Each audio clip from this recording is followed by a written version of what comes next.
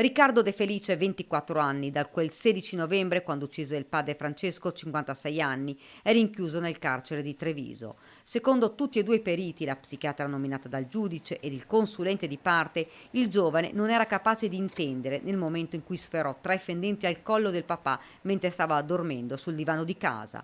In tribunale l'incidente probatorio. È emerso che il ragazzo ha evidentemente una problematica psicotica che deve essere valutata in un ambiente diverso dal carcere. Abbiamo deciso quindi di fare una richiesta al fine della modifica della cautelare affinché possa essere ricoverato presso una struttura adeguata e fare tutti gli accertamenti necessari a giungere a una diagnosi affinché venga curato, in considerazione del fatto che in carcere non è adeguatamente curato.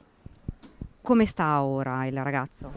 No, è ancora molto turbato Riccardo, non sta tanto bene, ha bisogno di capire, ha bisogno di fare chiarezza. Il giovane quella mattina prima prese un attrezzo da trazione e colpì il 56enne tramortendolo, poi lo finì con 3 coltellate. I legali chiedono venga trasferito in una struttura adeguata per essere curato. Dove sarà portato, si sa già?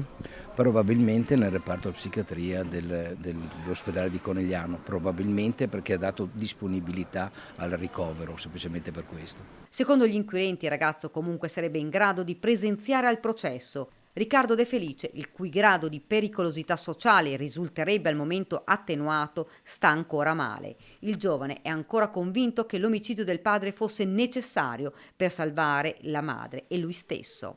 Cosa succederà ora? Quali saranno i vostri prossimi passi? Adesso pensiamo che il pubblico ministero chiederà il giudizio immediato, quindi dovremo andare in corte d'assise.